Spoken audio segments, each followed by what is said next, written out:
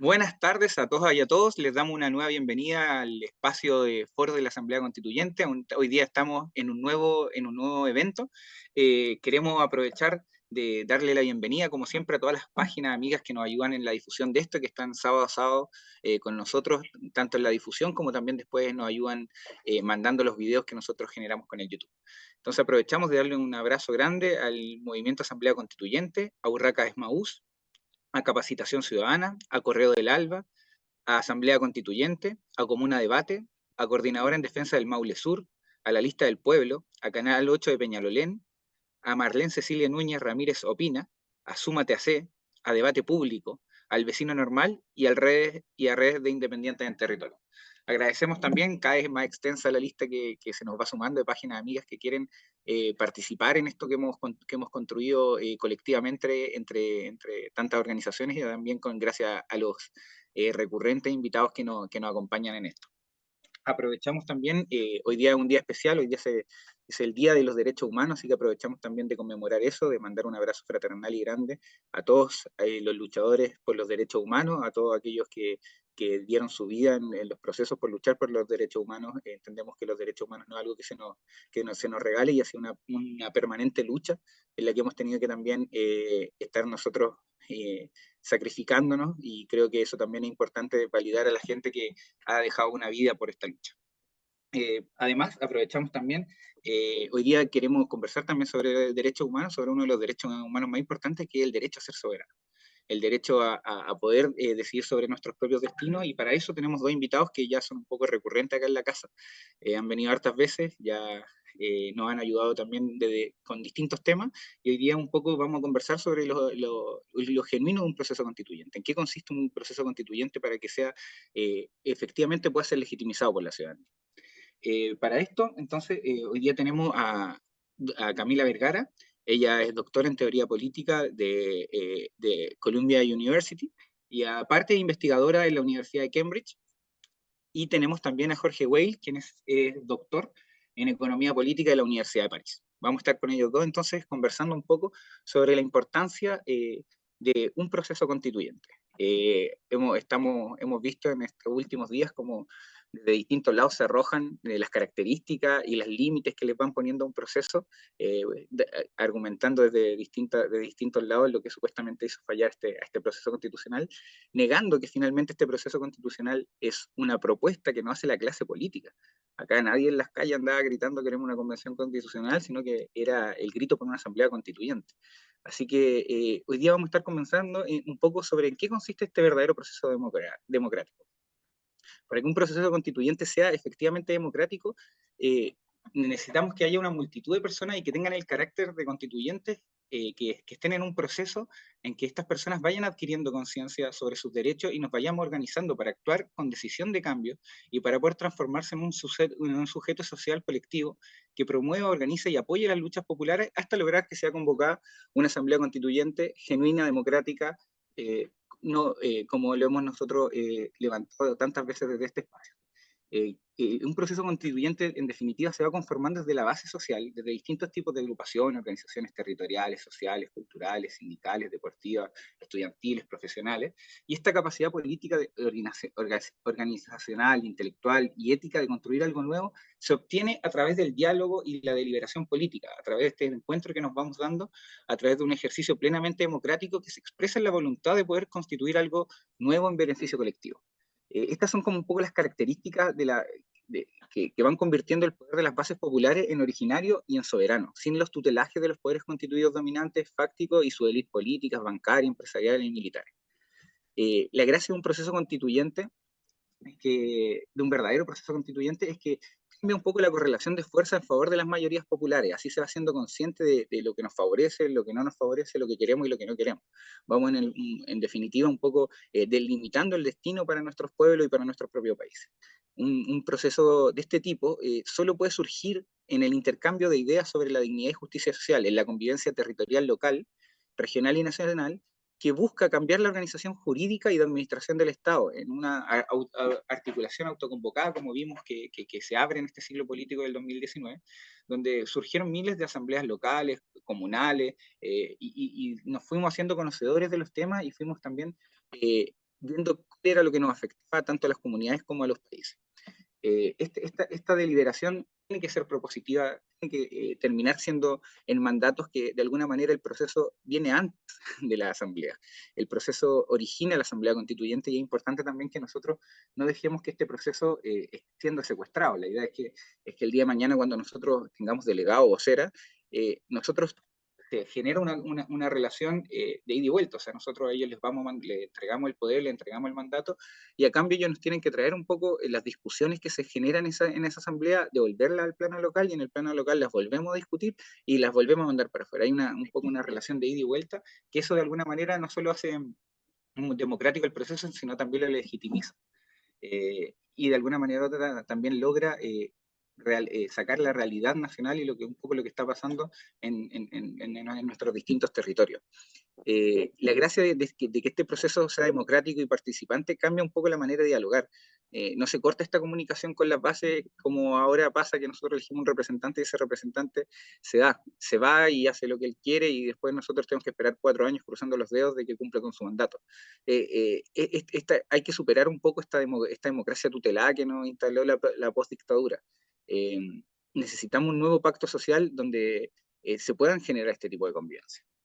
Para eso, entonces, nosotros lo que vamos hoy día a aprovechar también, como está el tema vigente, está el tema en boga de todos, y queremos que un poco Camila nos cuente de la teoría política, qué es esta aberración de los poderes constituidos, marcándole la cancha al poder constituyente, diciendo qué tenemos que hacer, cuándo lo tenemos que hacer, nos limitan el número de expertos, nos limitan los temas que podemos tocar.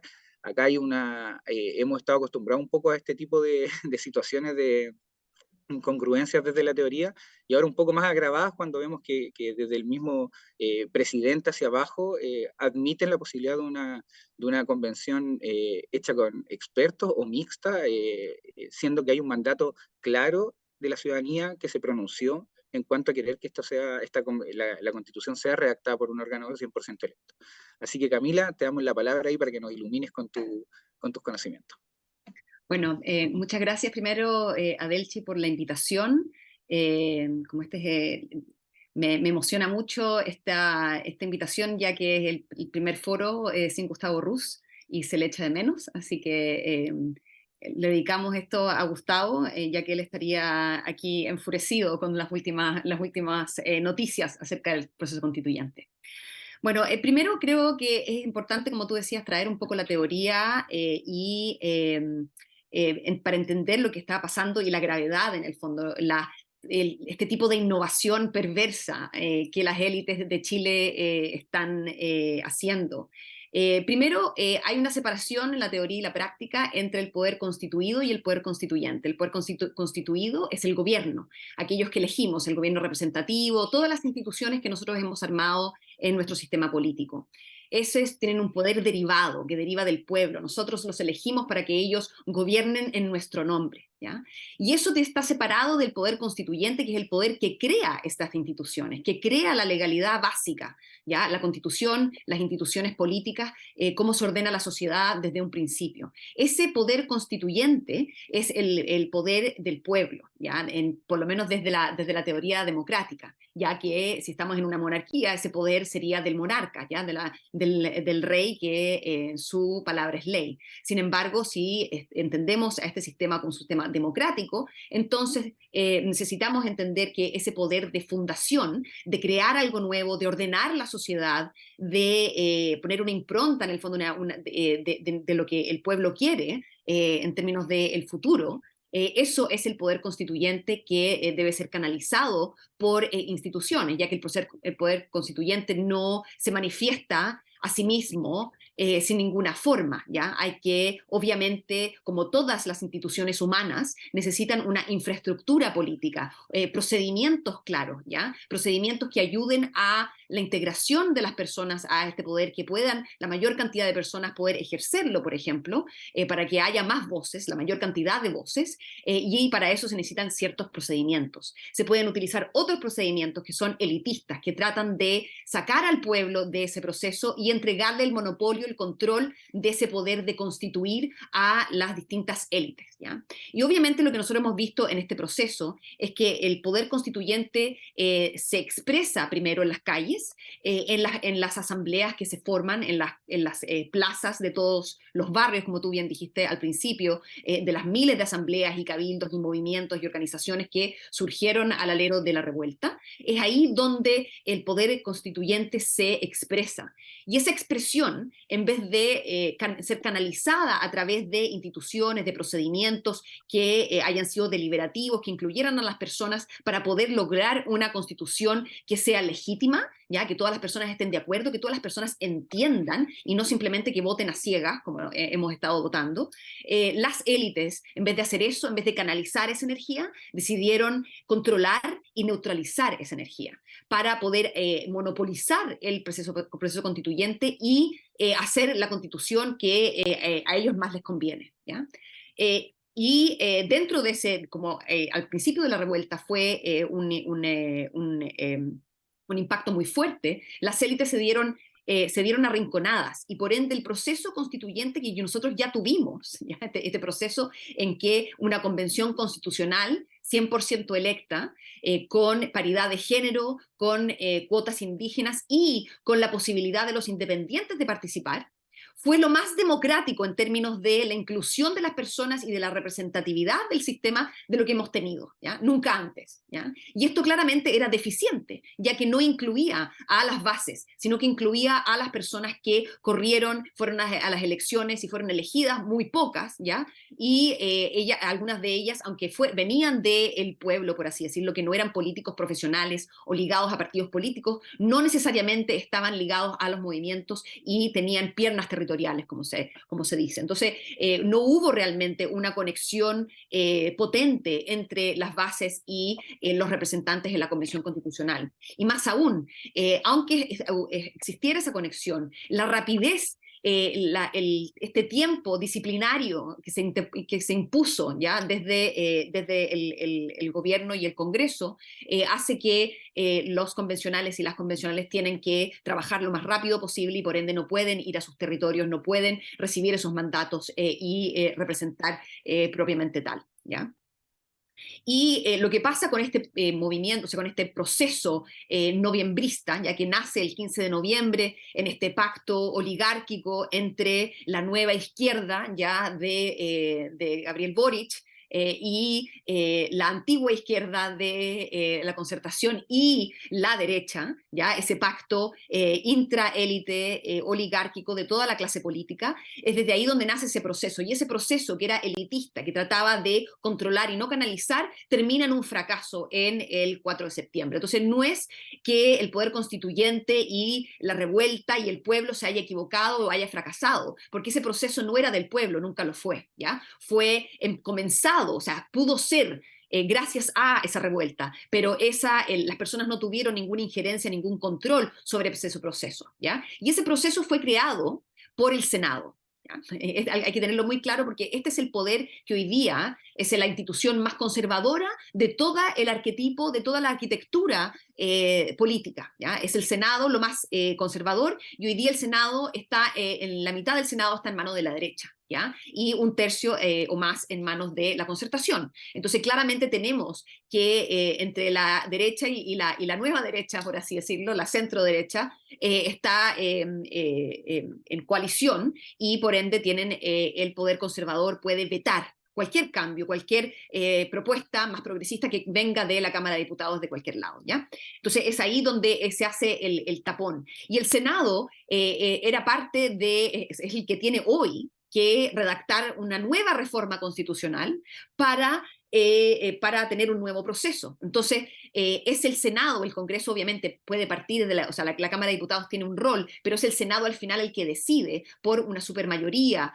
de sus integrantes qué tipo de proceso se va a realizar. Es ese poder el que va a controlar y ese poder es la aberración jurídica que se dio durante el proceso constituyente y que se plasmó en la Constitución de 2022, fracasada, es que el Senado se iba a mantener vigente, ¿ya? Y los otros poderes del Estado también, a pesar de tener un nuevo sistema, ¿ya? Más aún, se discutió de que como el proyecto de constitución podría tener problemas, ¿ya? Que se debían hacer reformas a la nueva constitución de inmediato. Ya estaban trazadas las reformas justo antes de votar. Entonces ahí se ve que el poder supuestamente de las personas mismas del pueblo, de decir sí o no a algo, era realmente un poder parcial, ya que ya estaba preeditado por el Senado, ¿ya? Y hoy día está de nuevo la idea de que el Senado es el que va a regir, no solamente por decidir la nueva reforma constitucional, sino también porque se está proponiendo la misma forma de elección de los futuros convencionales con la fórmula del Senado. Entonces, es ahí donde tendríamos un Congreso 2.0, no un Congreso, sino un Senado 2.0. O sea, obviamente lo que se está discutiendo hoy es algo mucho más conservador, pero eso es algo que podemos discutir luego y con Jorge. Y en términos de algo que es realmente increíble, que las personas hoy día en la narrativa la han empujado tanto hacia la derecha, que las personas comunes y corrientes, las asambleas, los cabildos, ni siquiera se nombran. ¿Ya? Hay que recordar que el primer proceso constituyente fallido fue bajo Bachelet, y es ahí donde nace la idea del cabildo y de crear normas deliberadas desde abajo, ya aunque era consultivo, no era ni siquiera cercano a hacer algo que era perfecto ni nada, pero parte desde ahí. Pero hemos llegado a esta tercera iteración en el fondo del proceso constituyente, donde los cabildos y las asambleas ni siquiera se nombran, ya. Entonces aquí es una completa usurpación del proceso constituyente, de la energía constituyente por la clase política, pero especialmente por el Senado, que tiene el poder de veto, la llave en el fondo del nuevo proceso. Más allá del presidente, es el Senado el que decide. Entonces, eso más o menos para empezar y para empezar a analizar las nuevas noticias, en el fondo todas las nuevas propuestas que han salido estas últimas semanas. Muchas gracias, Camila, muchas gracias por tu palabra y también ayudarnos ahí un poco a esclarecer esta intento de apariencia y de participación que nos tratan de demostrar, como que nos escuchan, como que tenemos ahora una serie de todos interpretando un poco el post-plebiscito, dando distintas interpretaciones, que la gente quiso decir esto, que la gente votó que no votó rechazo por esta otra razón. Y tenemos ahí, como hemos visto, ahí que invitan incluso a Amarillos por Chile, una agrupación que no tiene ningún tipo de representante, a ser los grandes voceros ahí de los movimientos sociales, un poco a darle la tibieza y cómo se nos trata de imponer, como bien dices tú, una lógica ya corría a la derecha mucho más de lo que estábamos previo al 19 de octubre, donde todos los luchadores sociales que de alguna manera sufrieron violaciones por parte del Estado y que en algún momento los validamos con nuestra primera línea, que orgullosos de ello. 3 años después ya los tratan, la prensa y los medios de comunicación le han bajado, ya no son nuestros héroes, sino que son delincuentes que salieron a romper cosas porque querían romper. Acá ya no era un movimiento político y no han tratado también de quitarle un poco el peso que han tenido estos luchadores sociales, así que también aprovechamos esta instancia de mandarle un abrazo grande a todos los que sufrieron y que siguen sufriendo violaciones de derechos humanos por parte de un Estado que no ha querido cambiar su forma de relacionarse con sus ciudadanos desde antes de la dictadura. Aprovechamos también entonces para seguir profundizando el tema. Queremos conversar ahora con Jorge.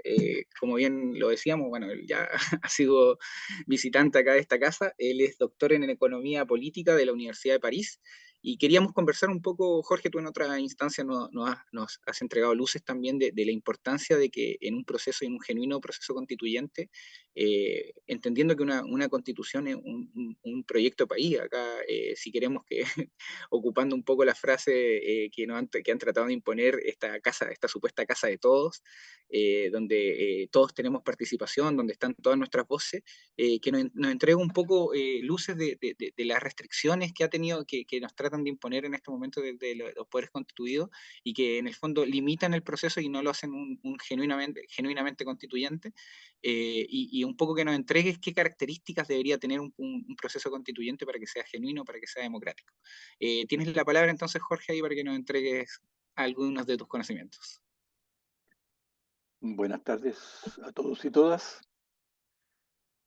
Particularmente hacer énfasis que hoy día se cumplen 3/4 de siglo, 75 años, de la Declaración Universal de los Derechos Humanos de las Naciones Unidas, cuestión que ha sido un referente para un piso mínimo de condiciones para que cada uno de los estados esté obligado a respetar esas condiciones o requisitos.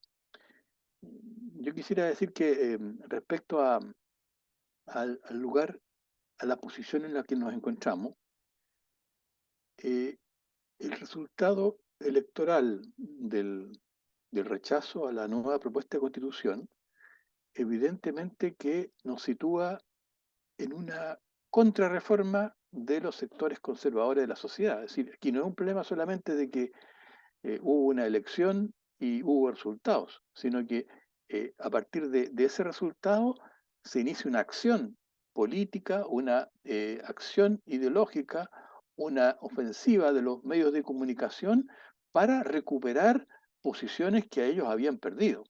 Es decir, que eh, digamos, lo que se estaba votando era si se cambiaba la vieja constitución, pero la vieja constitución había sido ya rechazada en un plebiscito por un 78%.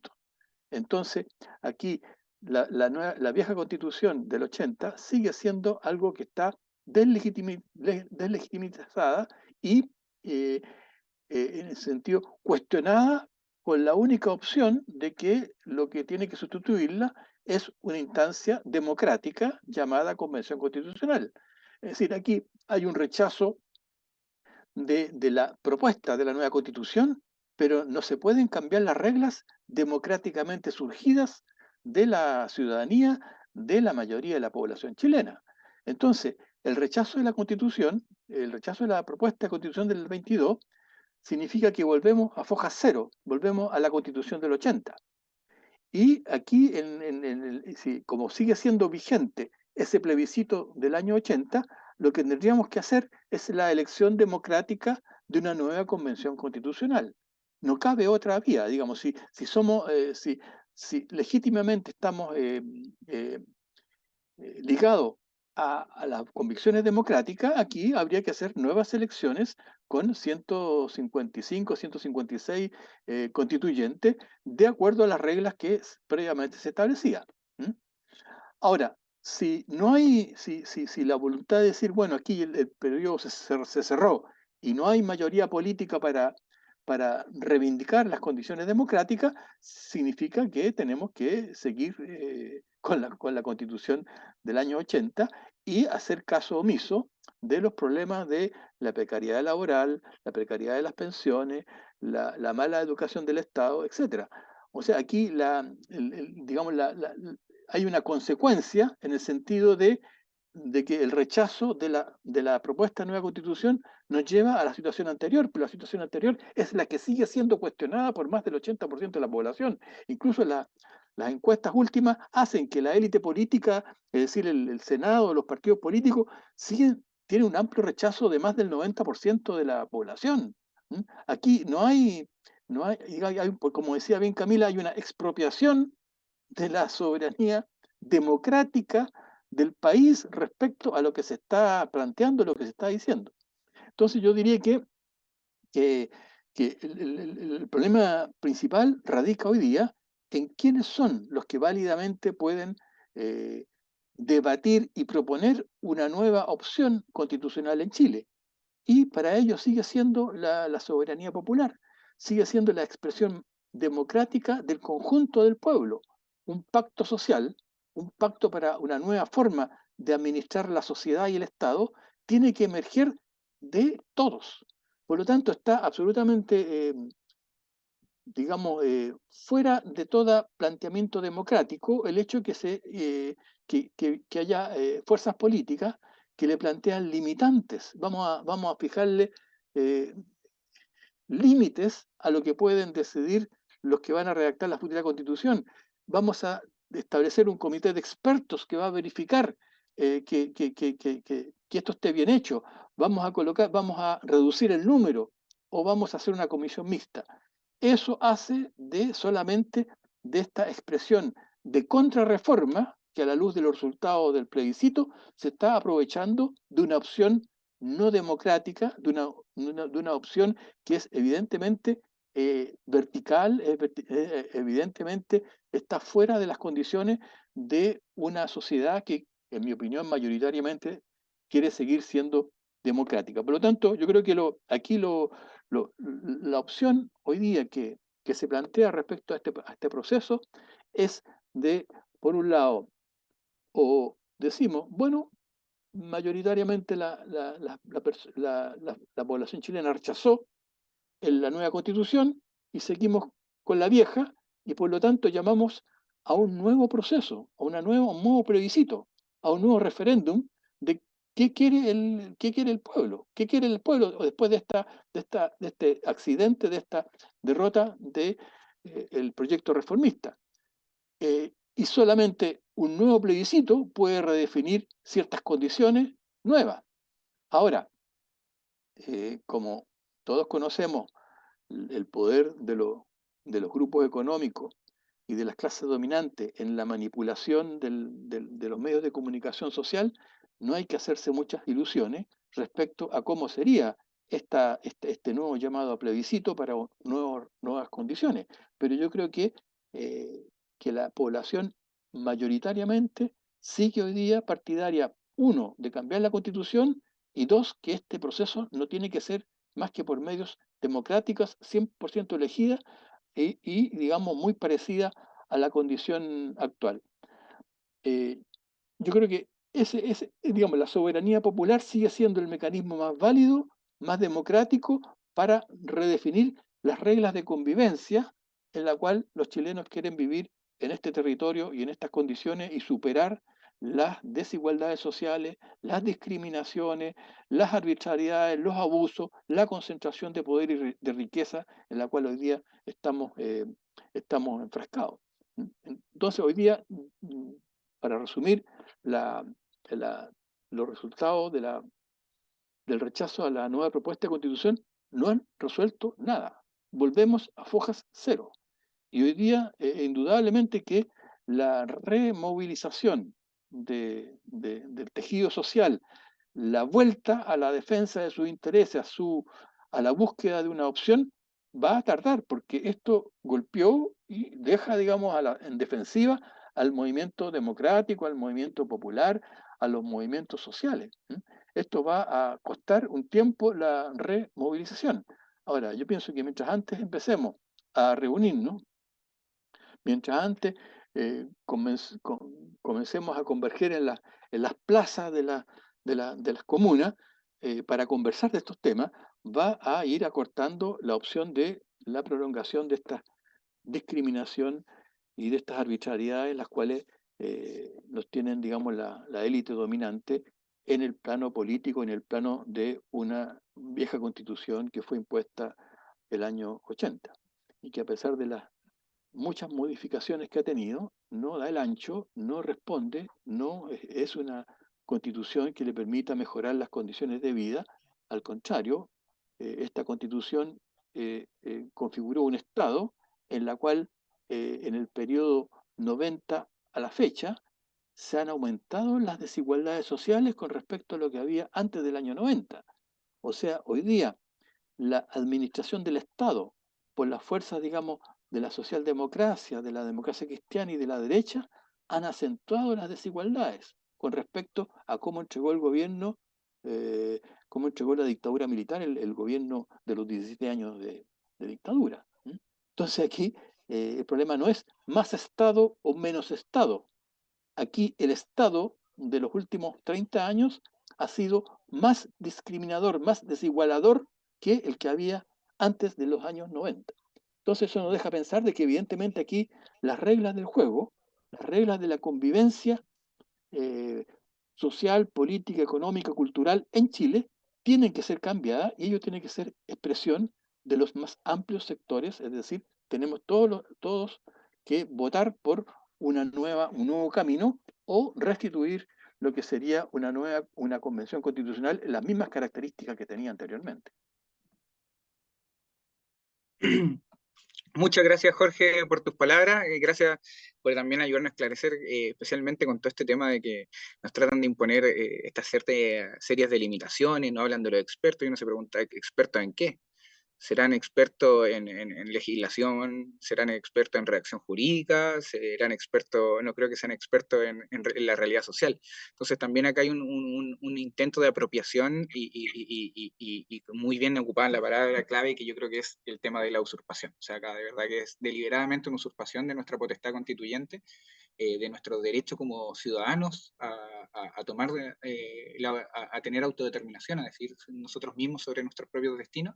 Y ahí muy clave también lo que aportas tú, Jorge, de que en el fondo entre antes nos juntemos a conversar, entre antes empecemos a deliberar, entre antes retomemos el camino que habíamos iniciado en el 2010, bueno, que el proceso constituyente parte mucho antes del 2019, pero que de alguna manera otra se agudiza en ese periodo. Entre antes retomemos ese camino, antes también vamos a lograr los cambios, porque muy claro también en decir que fuiste muy claro en decir también que de alguna manera u otra las circunstancias y las condiciones que propiciaron esta crisis institucional siguen vigentes. No es que de alguna manera u otra hayamos retrocedido a un momento en donde se solucionaron todas las crisis. O sea, seguimos viendo las crisis de delegitimización, seguimos viendo crisis económicas, crisis sociales, crisis políticas, crisis culturales, intergeneracionales. O sea, de alguna manera u otra el proceso sigue vivo mientras sigan la crisis y sigan sin resolverse los problemas que la originaron. Así que gracias ahí por las palabras que nos iluminan un poco el camino a seguir. Aprovechamos también ahora de un poco, siguiendo esa misma línea, cómo continuamos, o sea, cómo seguimos ahora adelante. Hay una derrota que bien describe Camila, que finalmente es una derrota de la propuesta de la clase política. La clase política hizo una propuesta para resolucionar la crisis y de alguna manera u otra muchos movimientos sociales nos volcamos de alguna manera a tratar de participar en esta propuesta, pero es una propuesta que desde el minuto uno nosotros denunciamos que tenía limitaciones, que no iba a lograr generar unas transformaciones profundas y que de alguna manera u otra se le secuestró a la ciudadanía la discusión. Vimos también como el Congreso no quiso, cuando se habló de esto de los plebiscitos dirimentes, fue el Congreso el que dijo no queremos que hayan plebiscitos dirimentes. Y quién sabe si hubiesen existido, si eso hubiese permitido un debate mucho más amplio de los temas, que de alguna manera otros fueron aprovechados esos vacíos por la derecha para llenar de mentiras, para llenar de dudas y de inseguridad. Así que vamos a ver, esperando en esta segunda tanda de la conversación, que nos entreguen ahí luces de cómo seguimos para adelante, y para eso tienes la palabra, Camila. Gracias. Oye, una cosa que se me quedó en el tintero y que ahí el análisis de Jorge me lo recordó, claro, es que hoy día, o sea, nosotros, este proceso se inició jurídicamente, legalmente, a través del plebiscito. ¿Ya? En el plebiscito la gente decidió que quería un proceso constituyente y que quería una constitución, una convención 100% electa, porque eso es lo que se les puso en el fondo en la papeleta. ¿Ya? Y el Congreso es ahí donde es mandatado para hacer una reforma constitucional, que es necesaria para que el proceso exista. ¿Ya? Como bien dice Jorge, el Congreso, el Senado, podría simplemente pasar nuevamente lo que ya se aprobó, ¿ya? O sea, porque la reforma constitucional tiene fecha de expiración. O sea, era una cosa para usarlo como un cartucho y uno usa solamente una vez. Pero simplemente eso que ya se aprobó, que la ciudadanía ya aprobó en el fondo, la idea del mecanismo de 100% elección y todo lo que hubo, eso podría simplemente volver a pasarse, eso sería lo más fácil. Pero el Congreso, porque tiene 50% es de derecha, están envalentonados en el fondo con el rechazo, con el porcentaje del rechazo, y dicen, entonces esto no es lo que necesitamos, y no quieren pasar eso, ¿ya? Sin embargo, es el plebiscito el que manda, es el pueblo el que manda, y el plebiscito es iniciado por el presidente de la República.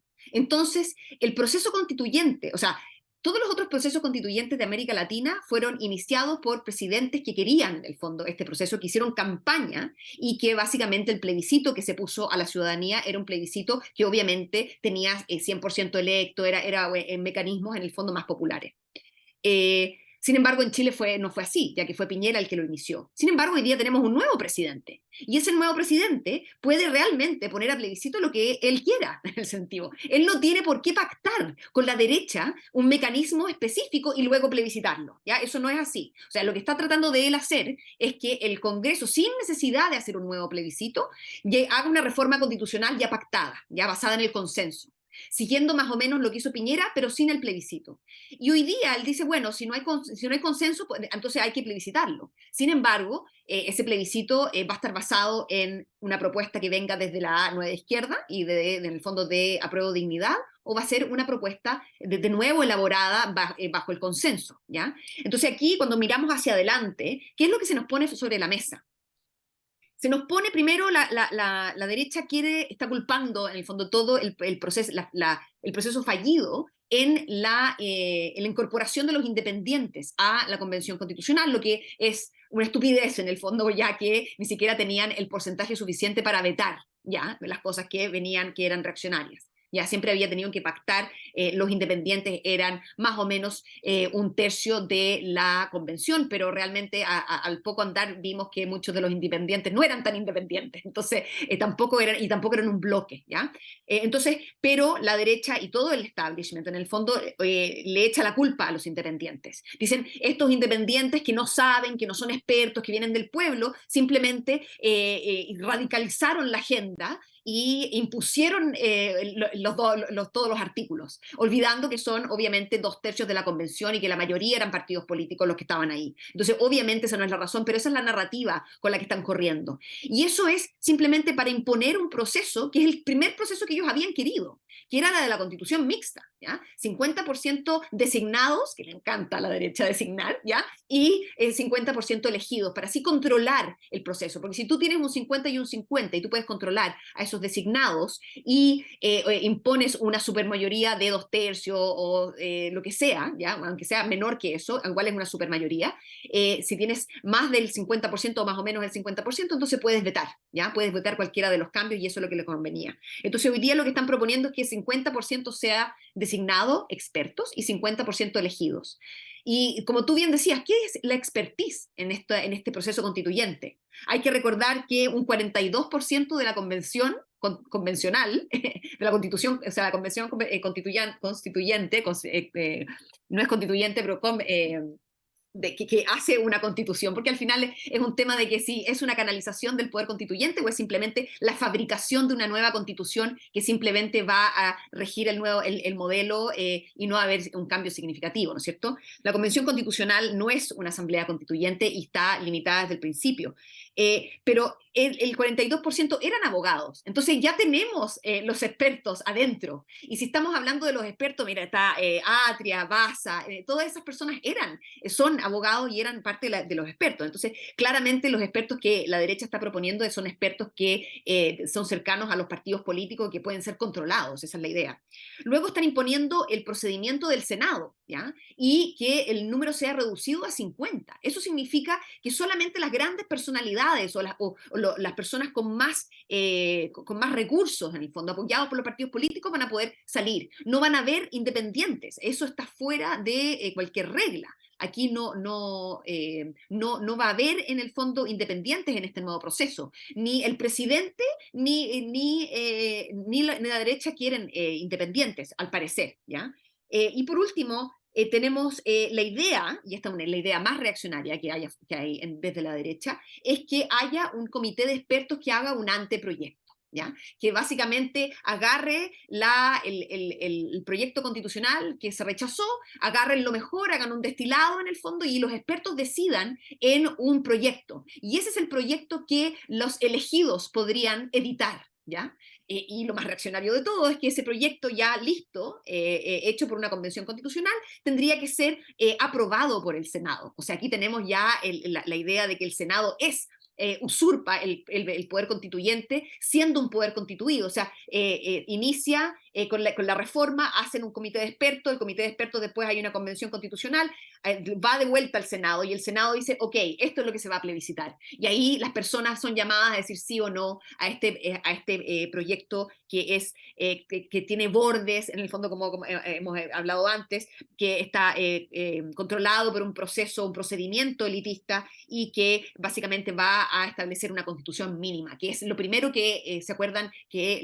el establishment quería. querían una constitución mínima, corta, que no cambiara nada, en el fondo, que le hiciéramos un whitewashing, como se llama, le hiciéramos un lavado ya al sistema neoliberal y le pusiéramos otro nombre que va a llevar la firma de Boric, ya, de la nueva izquierda, y que va básicamente más o menos a hacer lo mismo, no se va a poder cambiar mucho, va a permitir lucha social de aquí a 10, 20 años, pero no va a haber mucho cambio, ¿ya? Y nadie está hablando de la participación popular, ni siquiera vinculante, o sea, ni siquiera están hablando de la participación popular a ningún nivel, ni siquiera a nivel incidente, no hay ni siquiera una conversación. Entonces, han empujado todos tan hacia la derecha que al final a nosotros, o sea, todo el mundo está hablando, si es una convención 100% electa, entonces estamos bien, aunque no tengan independientes. Entonces, imagínense, ya han movido el espectro tanto que lo más revolucionario es un proceso que es más conservador que el que teníamos. Entonces, ese es el problema en el fondo y el gran desafío.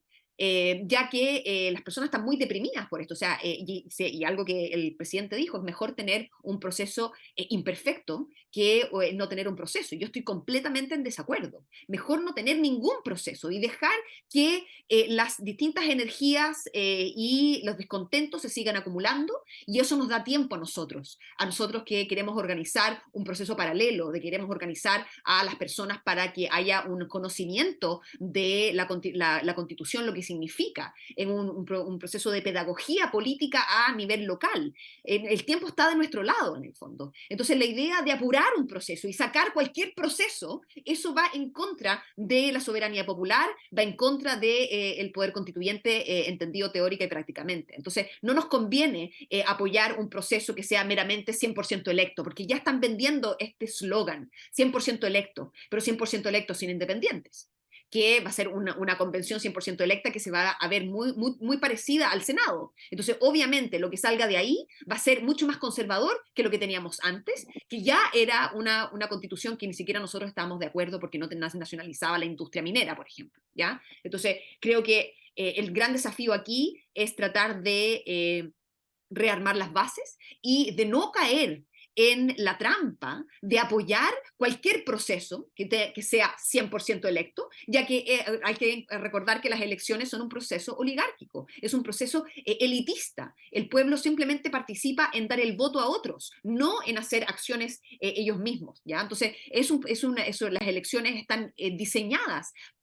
no para canalizar la energía política, sino para mantener al pueblo lo más lejos del poder, ¿ya? Elegir a la élite, y la élite gobierna. Entonces, no caigamos en esa trampa, ya que se nos va a acabar, toda la energía que va desde la organización se va a ir a apoyar un proceso imperfecto que al final nos va a dar una constitución firmada por Boric que se va a ver en el papel mucho más progresista que la que tenemos, porque no va a llevar la firma de Lagos, en el fondo, que y de anterior Pinochet, ¿no es cierto? Y va a ser una mejor nueva constitución. Yo preferible tener la antigua, la que ya tenemos, porque ya nada ha cambiado, seguimos en la misma, y mantener la lucha, en el fondo, y mantener y agarrar ese espacio y ese tiempo para organizar y para rearmarse, porque queda mucho por hacer. Muchas gracias, Camila, muy clara también y en realidad también nos entregáis ahí un camino de esperanza, que claro, y efectivamente acá nosotros lo que tenemos que hacer es volver a juntar fuerzas y también aprender también a ser soberanos. O sea, acá hay un tema que nosotros no sabemos ser soberanos. La soberanía es algo que ha estado secuestrado en este país desde que existimos. No vamos un día a otro a aprender a hacer mandatos, no vamos a aprender a deliberar, no vamos a aprender a encontrarnos con las distintas realidades que convergen en un territorio y a llegar a un punto en común de un día para otro. O sea, esto es un proceso que tenemos que empezar a trabajar desde ahora, tenemos que empezar a encontrarnos en los territorios, a encontrarnos en las distintas organizaciones y aprender a constituir mandatos. Necesitamos saber que el día de mañana, cuando nos vuelva a pillar el proceso constituyente, la gente que participe en esa convención, en el nombre que pongan, creo que no le van a poner Asamblea Constituyente porque parece que vetado la palabra Asamblea Constituyente en todos los espacios de discusión. Todavía no veo de todas las manifestaciones que se han visto, muy bien dices tú, Camila, se está enfocando en que el gran triunfo del pueblo es que sea 100% electo, ya que nos ponga los bordes que nos pongan, que no hagan, que sean un número de 50 personas, que muchas veces acá Jorge también nos ha contado la poca... lo poco práctico que es que sean 50 personas, lo poco real no, cómo 50 personas no van a lograr transmitir la realidad de todos los territorios, de todas de las voluntades ni las visiones de 16 millones de personas, que vuelva a ser un órgano lo más agotado posible. Así que gracias ahí por entregarnos también una esperanza y un camino a seguir. Ahora, continuando con la conversación, Jorge, un poco la misma pregunta: ¿cómo hacemos? ¿Cómo continuamos? ¿Qué hay que hacer? ¿Cómo seguimos en este oscuro, en esta oscuridad que nos tratan de imponer desde la clase política, que un poco se sienten todos triunfadores, nos quieren mandar a la casa y que esperemos ahí en la casa que nos digan ellos cómo continuamos? Así que, no haciéndole caso a eso, ¿cómo continuamos nosotros desde nuestra propia, desde tu experiencia y desde tu visión? Como bien subrayaba Camila, eh, el aspecto que yo había puesto en relieve es que nos encontramos en foja cero. ¿M? Nos encontramos en foja cero, nos encontramos, digamos, con la misma constitución de hace más de 40 años y que no ha dado el ancho a la sociedad chilena en su dimensión democrática, pero también en su dimensión económica, en su dimensión social, en su dimensión cultural.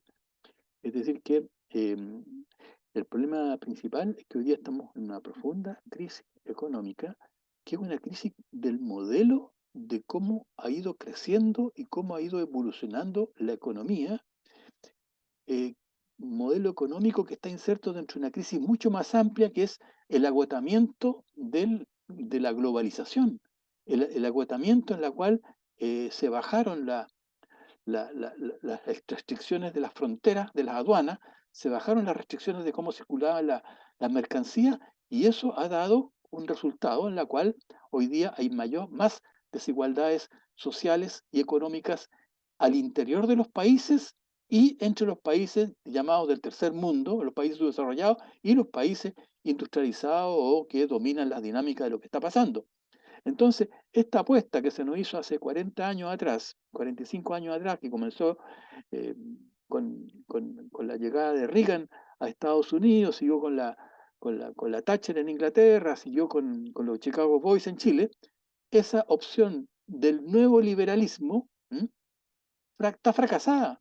¿Ah? Hoy día ahí están los estados fallidos, los estados están desmembrados, hay guerras civiles por todas partes, hay hambres, hay situaciones de extrema pobreza en la mayoría de los estados y los países. Entonces, hoy día el problema es que a la crisis en la cual nosotros estamos inmersos, la crisis de la globalización, tenemos nuestra propia dinámica de crisis local. Y como nosotros estamos en una economía abierta, nos va a afectar mucho más fuertemente las consecuencias de esa crisis mundial. Hoy día, la desarticulación del encadenamiento productivo, el alza de los precios del petróleo, el alza de los precios del dólar, el alza de los containers en los cuales Chile importa sus mercancías del resto del mundo. Hay que recordar que el 50% de la canasta popular, de la canasta que calcula el INE mensualmente, es decir, de los 400 productos, hay 200 que son importados y en gran parte son alimentos. Entonces a nosotros nos va a costar más caro los alimentos que vamos a importar en medio de esta situación actual. Ya nos está costando más caro, pero no, eso se va a acentuar en la medida que esta crisis mundial se va a profundizar. Entonces hoy día no tenemos ningún problema resuelto. ¿M?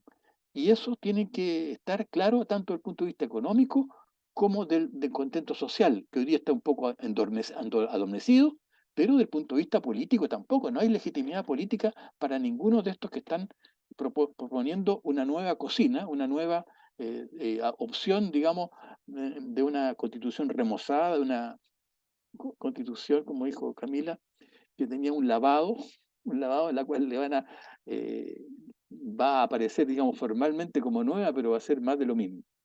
Entonces, yo creo que hoy día el problema principal es pensar más en profundidad, un poco a diferencia del proceso anterior, de que las reformas y los cambios no las hacen las élites. Las reformas profundas, las reformas democráticas y populares, las tiene que hacer el pueblo movilizado y organizado. Entonces esto de pensar que había ciertos luminarias en el Parlamento y un partido, un movimiento político emergente que con buenas soluciones iba a convencer a la mayoría de la sociedad chilena que se hicieran estas reformas, no funcionó. Y ahí está el plebiscito de salida que dio cuenta de eso. Entonces yo creo que la única forma es volver a lo tradicional, y es que el pueblo tiene que movilizarse en sus lugares de habitación, en sus lugares de trabajo. Es decir, aquí la posibilidad de que se organice, que el pueblo delibere, que se preocupe de sus intereses, solo tiene una dimensión de la comuna. Es el espacio territorial más amplio en la cual el pueblo puede debatir por sus intereses. Ese es el donde yo conozco al vecino, donde yo conozco al otro que trabaja conmigo, es el donde yo puedo efectivamente intercambiar opiniones. Por lo tanto, una verdadera instancia democrática de definir la convivencia, la nueva convivencia social, política y económica, nace desde la base y hay que construirla, hay que estar ahí. Hay que estar ahí en las juntas de vecinos, en las organizaciones de trabajadores, en las organizaciones comunitarias, en las organizaciones de centros de padres, de estudiantes, etcétera. Y debatir en las comunas, porque es en el debate, no es en la elección de un representante para que vaya y me defienda una vez y plantee ciertas cosas, sino que es en el debate permanente, semana a semana o mes a mes, de esa instancia en la cual el pueblo se va a empoderar de lo que son sus intereses y de lo que es el curso de acción que desea recorrer. Entonces, yo creo que hoy día la crisis actual y este debate, digamos, que está dando en la élite política, pone más valor la necesidad de un proceso constituyente, de un proceso verdaderamente democrático, verdaderamente que involucre a la mayoría de la población chilena, y eso se hace organizando actividades como yo hice la invitación a juntarnos todos los viernes en las plazas de armas de las distintas comunas para debatir del problema. Juntarnos a debatir pacíficamente, para juntarnos a conversar de cómo enfrentamos el superar la situación actual. Y por lo tanto, estos grupos que podrían empezar a discutir en sus comunas deberían evolucionar a un poder local que sea, en definitiva, el que elija los representantes a una nueva constitución. En mi opinión, el proceso constituyente es un debate permanente en las comunas y en la elección de un representante a una instancia nacional para finalmente terminar o afinar lo que sería una nueva propuesta de constitución. En mi opinión, la nueva asamblea constituyente tendría que estar conformada por 345 personas, una por cada comuna, en base a una elección de que cada comuna hace de su representante. Ese representante está sujeto a ser revocado si no cumple los mandatos que sus bases le están diciendo.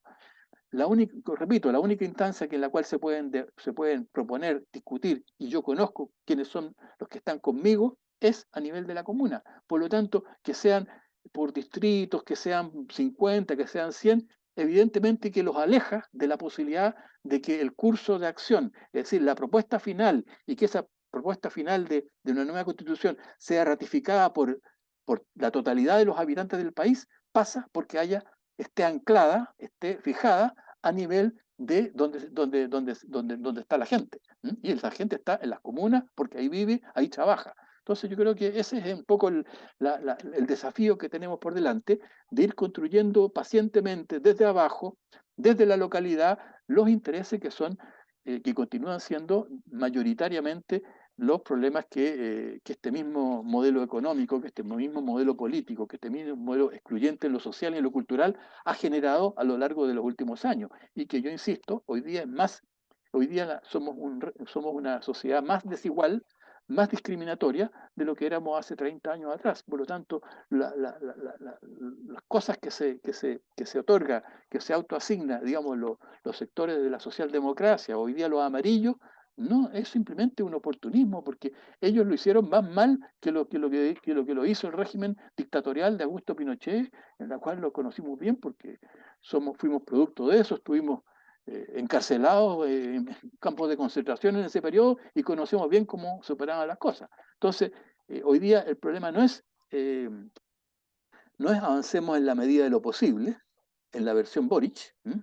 En la versión, digamos, que supera a Elwin, no es avanzamos en la medida de lo posible. Hoy día es, volvamos a las bases y generemos un mecanismo para la nueva constitución que pueda ser efectivamente representativo de la soberanía popular y de la voluntad de avanzar hacia una sociedad más igualitaria y más que considere los intereses de las grandes mayorías del país. Eso. Muchas gracias, Jorge. Gracias por también entregarnos ahí la importancia del plano local. Creo que tenemos en el corto plazo tenemos experiencia de la importancia y lo fuerte que se hacen los vecinos cuando se juntan, cuando conversan, cuando construyen colectivamente. Tenemos ahí los casos Freirina, lo que pasó en Aysén. O sea, tenemos algunos antecedentes de que cuando nos juntamos y cuando conversamos sobre nuestra realidad, es mucho más fácil converger voluntades que a través de un votito una vez cada 4 años. Camila me está haciendo ahí gestos, quería aportarnos algo ahí a la conversación.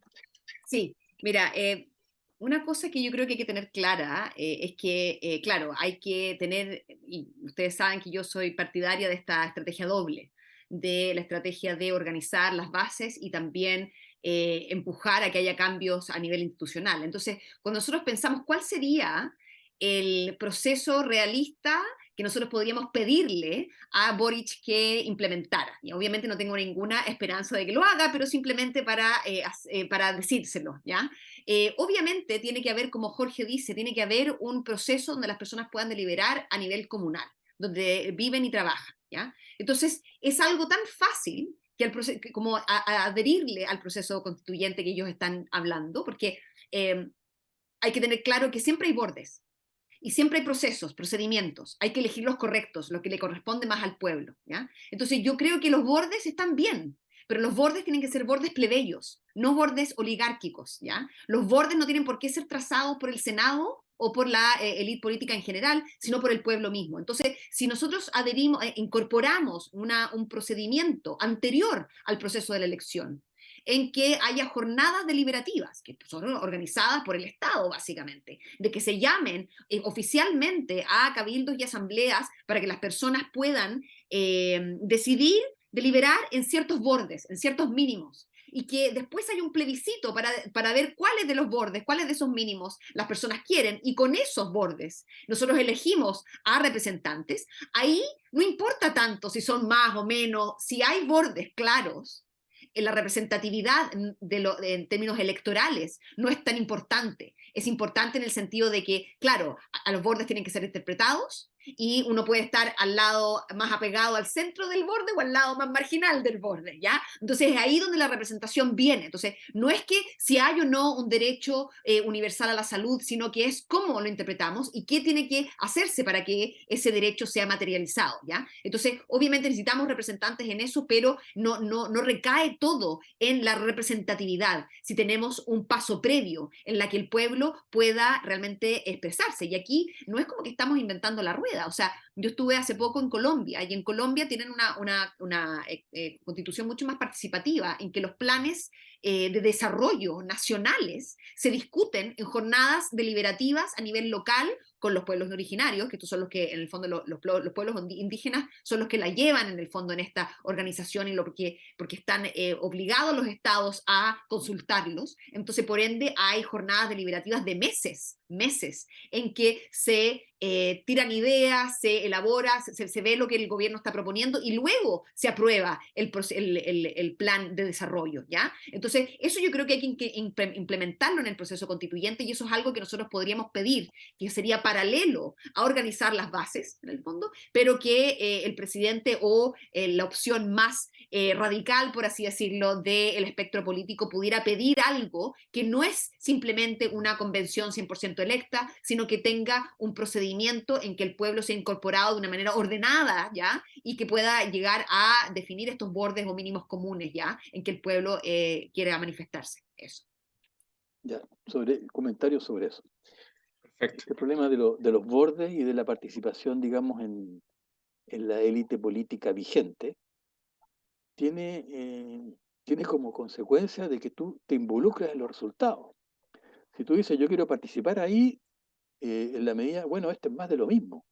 Es un poco lo que le pasa hoy día al gobierno de Boric. Es decir, ellos eh, participaron del ascenso de los movimientos sociales de la década del 2011, 2016, 2018, la gran reivindicación femenina, los movimientos locales de Punta Arenas, de el Mayo Chilote aquí en Chiloé, Freirina, etcétera. Y por lo tanto ellos asumen políticamente como los portadores del cambio. ¿Mm? Y llegan al gobierno y, como bien decía Jaime Guzmán, tienen que hacer lo mismo que lo que hacían los otros. ¿Mm? Es decir, hoy día el gobierno no tiene mayoría electoral y está obligada a ponerle parches al proyecto neoliberal que ellos siempre discutieron. Y entonces todo se confunde y esta nueva fuerza política emergente se desprestigia con ella. ¿Mm? Entonces, porque, claro, jugando a los bordes, pero estoy jugando a los bordes, pero estáis con condiciones muy debilitadas.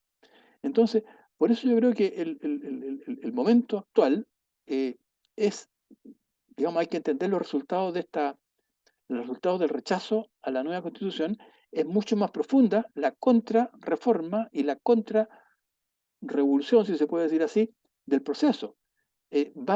Pega mucho más hondo en los sectores sociales populares. ¿Mm? Y por lo tanto, lo que cabe hoy día no es más que irse a las comunas, a los centros de trabajo, a organizar el descontento. A organizarles el descontento, pero no solo para llegar a una convención constitucional con movimientos sociales que estaban en contra de muchas cosas, sino que hay que paralelamente organizar la alternativa social, política y económica. Hoy día el gran problema de la Convención Constitucional fue de que están en desacuerdo con muchas cosas, pero estaban en acuerdo con pocas. Y les costaba mucho irse a ponerse de acuerdo en esas pocas. Entonces, yo creo que aquí el proceso es que tú para hacer una alternativa de poder y para hacer una alternativa de cambio de reforma, requieres no solo juntar a una amplia mayoría que cuestione el orden establecido, sino que también esté por una nueva opción política. Yo creo que ahí tiene que unirse lo que yo llamo el mundo de los trabajadores, es decir, de todos aquellos que ganan su ingreso con un esfuerzo eh, intelectual, técnico y manual, tienen que unirse a toda la micro y pequeña empresa, que es la gran afectada hoy día en la economía, y desatar una fuerza social, económica, fuerza social, política, capaz de mostrar que hay una alternativa a esta, digamos, sociedad neoliberal o sociedad, digamos, de la globalización, en la cual nosotros somos un simple engranaje de lo que está pasando en el resto del mundo. Nos va bien cuando nos suben los precios de las exportaciones del cobre o de los salmones, y no va mal en todo el resto que tenemos que importar. No, digamos, no, digamos, lo que yo decía, digamos ahí, del que el 40%, el 50% de la canasta que calcula el INE mensualmente por la inflación, el 50% es importada y somos insuficientes en alimentos, insuficientes en la agricultura, no tenemos prácticamente productos industriales, y tenemos que importar muchas cosas que son simplemente de distribución. Entonces, lo único que ha aumentado, se ha expandido en el último periodo desde antes de la pandemia aquí en Chile, ha sido el comercio. ¿Mm? El comercio, los servicios y la economía informal, el mercado negro, digamos, el mercado negro que tiene distintas aristas, desde el tráfico de productos robados hasta el lavado de dinero, que en mi opinión es el que mayor impacto hoy día, el lavado de dinero que ha ocurrido en los últimos 3 4 años. Han llegado las grandes bandas mexicanas, colombianas, con muchos recursos, inyectaron ese lavado de dinero y también se han aprovechado ya de no hacer de Chile un país de tránsito, sino que han entablado su industria del narcotráfico. ¿Mm? Y han cooptado bandas nacionales, digamos, se ha nacionalizado la actividad ilegal. Estos ya no son solamente extranjeros, se ha fusionado esa situación. Entonces, esta, esta economía que tiene su propia dinámica al negro, la crisis de la globalización, la crisis del sistema económico nacional tradicional o formal, hace que sea una situación de mucha inestabilidad y de muy poca claridad respecto a las evoluciones. Y yo creo que ahí la única forma es que unir un gran movimiento, digamos, de trabajadores, un partido de los que ganan su esfuerzo todos los días trabajando y constituyan, digamos, a nivel, desde las poblaciones, desde las comunas y desde los centros de trabajo, constituyen un movimiento suficientemente significativo, alternativo a lo que hay. Alternativo. No es para administrar eh, y colocarle parches al sistema actual como está obligado a hacer este gobierno. Yo creo que este gobierno no tiene otra opción de que si un ministro no hace caso, acusación constitucional al ministro, y si el gobierno no hace caso, acusación constitucional al presidente, y se lo sacan de encima. Eso, eso ya está delineado, digamos, como lo están dibujando. Entonces yo creo que hoy día el problema principal es ir a un sistema de acumulación de fuerza social, política, económica, cultural, a la base, que es la única forma en la cual podemos garantizar que esto evolucione en un sentido positivo, un sentido virtuoso para las grandes mayorías, y que sea el mecanismo democrático el que prevalezca a todo instante y no estén presentes opciones, digamos, retrógradas de carácter autoritario que indudablemente han resurgido. Mm. Muchas gracias Jorge, muchas gracias Camila, creo que coincidimos en muchos aspectos, especialmente también con la línea que hemos mantenido los foros para atrás. Nosotros también hemos tratado, que de hecho Gabriel Salazar estuvo en el último foro con nosotros, que también estaba Camila, y nos hablaba un poco de estos dos, el humo histórico de arriba y también el proceso más profundo histórico que también tenemos que construir. No, creo que un poco va en esta línea, claro lo que dice Jorge, hay un proceso profundo de acumulación de fuerza, que tenemos que trabajar, que tenemos que ir reuniendo, que tenemos que ir encontrándonos, que tenemos que aprender a ser soberanos, como habíamos dicho antes. Y otro también que no podemos dejar que tenemos que también de alguna manera trabajar ese otro proceso que tiene que ver con atacar la institucionalidad, con transformar la institucionalidad, porque creo que estamos en uno de los momentos más oscuros de la política chilena en cuanto al secuestro de la política, donde hay una clase que se está metiendo la política en el bolsillo, aprovechando que tienen todos los medios de comunicación, tienen todos los medios de poder y de alguna manera u otra nos están también secuestrando eso, así que es importante como no nos escondemos en nuestras cuevas a deliberar, sino que vamos a deliberar en las plazas públicas, gritando harto, haciendo harto ruido y también apuntando y atacando la institucionalidad, que es algo clave que también necesitamos. Estamos ya llegando al cierre de este espacio, de este foro, agradecer a todas las personas que nos han estado viendo, que han estado compartiendo con nosotros, desde ya también agradecerle a toda la gente que hace posible este espacio, bueno, no solo a las páginas que nombramos al principio, sino también a los compañeros y compañeras que nos ayudan, a Jaime Parra, que está detrás de los aparatos ahí, nuestro maestro de orquesta. También agradecerle a la gente que nos ayuda con los afiches, a Daniela, que hace posible también, y a todos los que nos ayudan posteriormente en la difusión. Quería compartirle una pequeña frase de Eugenio González Rojas, el que fue uno de los fundadores del Partido Socialista, fue también senador y fue también un filósofo y político muy importante, y que tiene una frase que creo que es atingente a este momento, que dice de la siguiente manera: la culpa era en realidad de todos, es decir, de nadie. Los soñadores de la revolución, puesto en el torbellino de los hechos, habían calculado mal la potencia humana de las masas que pretendían dirigir. Las habían considerado como entidades abstractas, colmadas de virtudes absolutas, con las cuales es posible trazar de antemano como quien resuelve un problema matemático de fuerza en sentido inmediato de porvenir. Pero las masas eran humanas, eran susceptibles tanto de la pasión como del desaliento, y sobre todo abrumadas por un instinto casi animal de la fatalidad, apáticas y castigadas. ¿Quién podría despertar en ellas el anhelo místico que hace superior a los desfallecimientos de la carne, al derrotismo de la voluntad, que no percibe la voluntad, percibe la alentadora proximidad al triunfo? Estas palabras de un filósofo político chileno que creo que atingente a este momento, de darnos cuenta que también un poco lo que queremos hacer cuando cambiamos la institucionalidad, esto no agarrar el mismo Estado, no agarrar esta misma institucionalidad y controlarla a través del pueblo, es también transformarla. Y en eso creo que la transformación es profunda, la transformación es cultural, la transformación es social, es política, y también por lo tanto implica no solo mucha fuerza y muchas ganas, sino también mucha paciencia, en lo que va a significar hacer un proceso genuino, un proceso de quizá de más largo aliento, pero que nos permita en definitiva lograr las transformaciones profundas que reclamamos. Jorge en su intervención también fue muy claro en que esta constitución no solo carece de legitimidad por haber sido impuesta a sangre y fuego por un grupo militar apoyado por una parte de la sociedad civil, sino porque también el proyecto político que empuja esa constitución está obsoleto, demostró que solo está hecho para perpetuar privilegios y para ir acrecentando cada vez más las diferencias sociales. Así que es un proyecto que no solo está caduco en cuanto a la realidad material, sino que también está caduco porque hay un mandato directo de una ciudadanía que dijo que no quiere continuar con esta constitución. Así que mientras los políticos se soban las manos y se reparten un poco la torta y establecen reglas y nos establecen limitaciones y bordes, nosotros vamos a seguir construyendo este proceso profundo, de quizá más largo aliento, pero que en definitiva, como venía diciendo, nos va a permitir transformar, acumular fuerza y transformar efectivamente la realidad para no solo unos pocos, sino para la grande inmensidad y para la totalidad de los habitantes de nuestros pueblos.